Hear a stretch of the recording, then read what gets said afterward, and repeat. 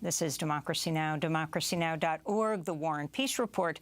I'm Amy Goodman in New York, joined by Democracy Now! Co-host Juan Gonzalez in Chicago. Hi, Juan. Hi, Amy, and welcome to all of our listeners and viewers across the country and around the world.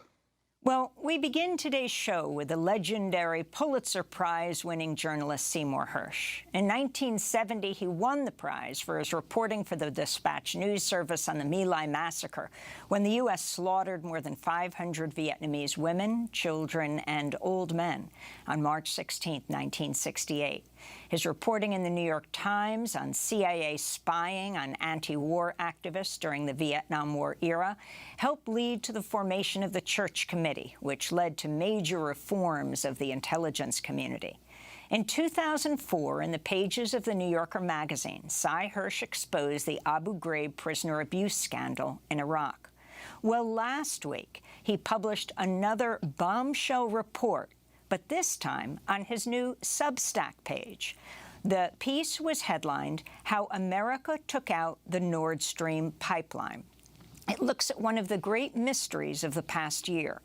Who was behind the bombing of the Nord Stream pipelines, which were built to carry natural gas from Russia to Europe? The pipelines were severely damaged last September in a series of underwater explosions in the Baltic Sea. In his new piece, Sy Hhersh cites an unnamed source who says the sabotage was carried out by the U.S. Navy, which planted remotely triggered explosives during NATO exercises last September. Hhersh reports the Biden administration began planning the act of sabotage in December 2021, 2 months before Russia's invasion of Ukraine. On February 7th, 2022, President Biden held a joint news conference with German Chancellor Olaf Scholz, and Biden brought up the future of the Nord Stream pipeline. Invades. That means tanks or troops crossing the border of Ukraine again. Then there will be no longer a Nord Stream 2. We will bring an end to it. How will you do that exactly, since the project and control of the project is within Germany's control? We will, I promise you, we'll be able to do it. I'll promise you we'll be able to do that. Well, Sy Hhersh reports U.S. Navy divers planted remotely triggered explosives on the pipelines in June while NATO was conducting military exercises in the area. He reports the divers were all members of the Navy and not members of America's Special Operations Command, whose covert operations must be reported to Congress. Then, on September 25th, 2022, a Norwegian surveillance plane dropped a sonar buoy, which triggered the C4 explosives that had been placed on the pipeline. Soon after the explosion, the United States strongly suggested Russia was behind blowing up its own pipeline. This is National Security Advisor Jake Sullivan responding to a question at a White House press briefing. In his speech this morning, the president called the Nord Stream pipeline attacks, quote, a deliberate act of sabotage. And he said now the Russians are pumping out misinformation and lies about it. Should we take that to mean that the U.S. now believes that Russia was likely responsible for this act of sabotage? Well, first, Russia has done what it frequently does when it is responsible for something, which is make accusations that it was really someone else who did it. We've seen this repeatedly over time. But the president was also clear today that there is more work to do on the investigation before the United States government is prepared to make an attribution in this case. In the following months, there have been few public disclosures about the pipeline explosion. In December, the New York Times reported Russia had begun expensive repairs on the pipelines, a move which has raised questions about Western claims that Russia had bombed its own pipelines. Meanwhile, some Biden officials have publicly praised the fact that the pipeline was blown up. This is Undersecretary of State for Political Affairs Victoria Nuland speaking during a recent Senate Foreign Relations Committee hearing. I am, and I think the administration is very gratified to know that Nord Stream 2 is now, as you like to say, a hunk of metal at the bottom of the sea. We're joined now by Pulitzer Prize-winning journalist Seymour Hhersh to talk more about his new piece, How America Took Out the Nord Stream pipeline. While the White House has described Hörsch's reporting as, quote, complete fiction, calls are growing for an independent probe into the explosion. Sy Hörsch, welcome back to Democracy Now! If you can flesh out what it is you found in your report and what first tipped you off, albeit there were a lot of public comments, including the Polish government right after the bombing saying, "Thank you, America." Lay it out for us, Sy. Well, first of all, I think the reporting really can be described as a friend of mine did. What I did was really deconstruct the obvious. I mean, you have to hear what the president said. But of course, there were secret plans that I'm writing about, and they include there was a committee set up. Jake Sullivan was directly involved. He was the national security advisor, still is. They set up a team to look at options about how to put pressure on the Russian government to back off. I'm getting a bounce in my ears, so this is comical. Can you hear me? We hear you perfectly. We don't hear the bounce, Sy. Oh, okay, that's great. I hear it though. Anyway, and so there was I'm just writing about inside baseball stuff. It's the normal things you do. They set up a committee to think of options.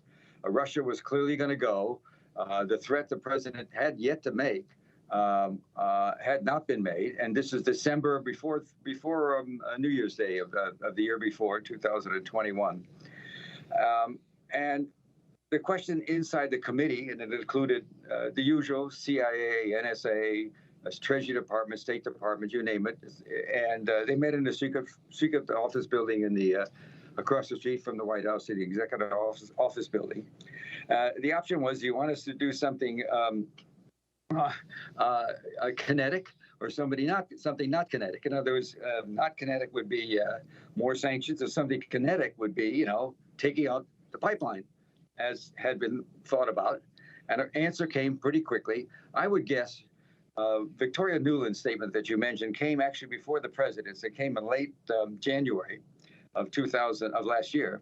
And that statement came, at that time, I think the committee involved, a lot of sophisticated people in the intelligence and operation community, concluded you could do it, and the White House was told it was possible. I think that led to the comments, which really, of course, made the people on the inside go half crazy, because it was supposed to be completely covert. But at that place, as I wrote, it was simply described as a classified operation. None of the rules of reporting to Congress were involved. And so they began their planning. They went to Norway, which is a great ally of ours. Norway was one of the original signers of the 1949 NATO treaty. I think 19 nations were involved then. And Norway is a great ally. We have spent, I write about this in some detail in the article, hundreds of millions, probably more, closer to $1 billion or more, upgrading facilities. Norway has a 1,400-mile border along the Atlantic coast that goes from Oslo in Europe all the way up north it runs into the Russian border in above the Arctic Circle. So we put a lot of facilities up north there. Synthetic aperture radar, which costs a fortune to monitor the Russian nuclear sites around, and also their military activities around there, up in the other side of the peninsula, in the Kola Peninsula. So they're just our guys, and they're also great at doing underwater stuff. And so that's what happened. We did a plan with them. We had to clear it with Sweden and Denmark. I'll leave it to them to decide whether that they were accepted the explanation we were doing exercises in the Baltic Sea for the hell of it. But so far, I haven't seen much from either of them. And, it's a tiresome game to me. And so what happens is, when I do my story on Substack, I wouldn't even think, I'm embarrassed to say it after all those wonderful years I had at the New York Times, I wouldn't even think of taking a story like this to the New York Times. They've decided that the Ukraine war is going to be won by Ukraine, and that's what its readers get, and so be it. That's their call. So I just did my reporting, and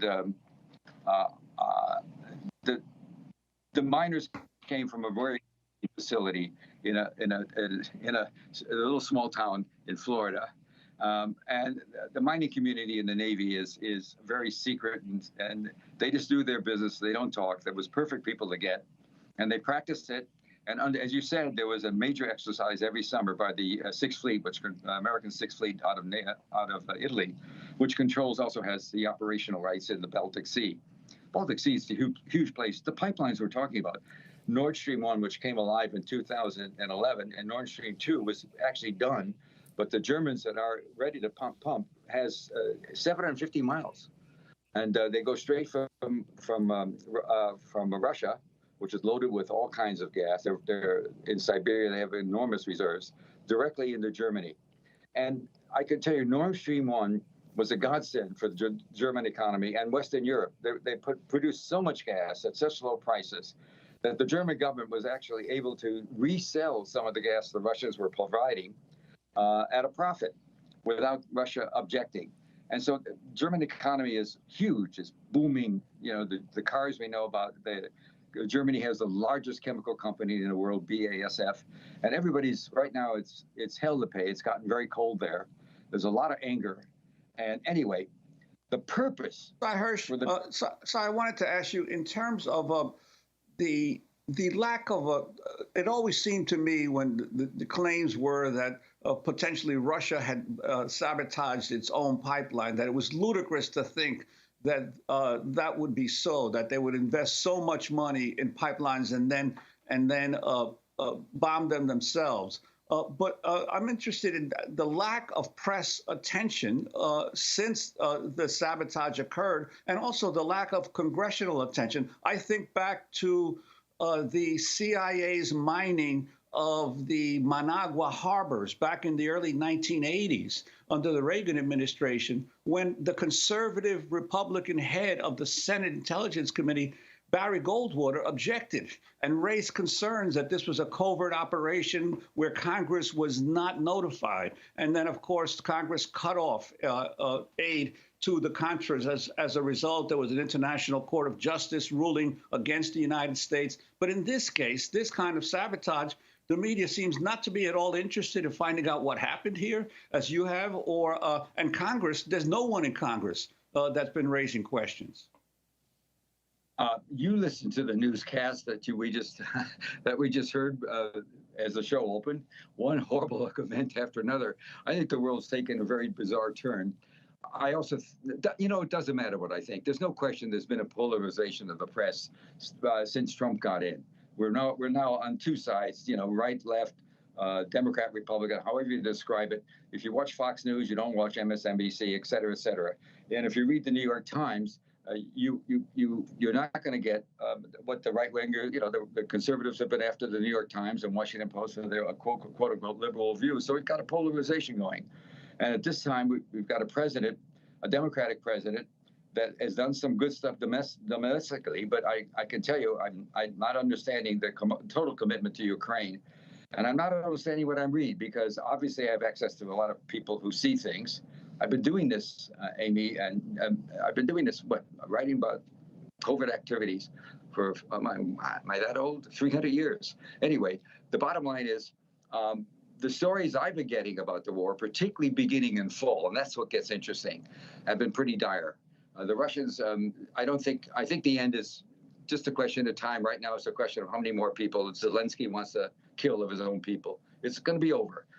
What happened is the plan was to put the bomb, and I can't answer your philosophical question about why Congress isn't doing anything anymore. Congress is pretty much polarized just as much.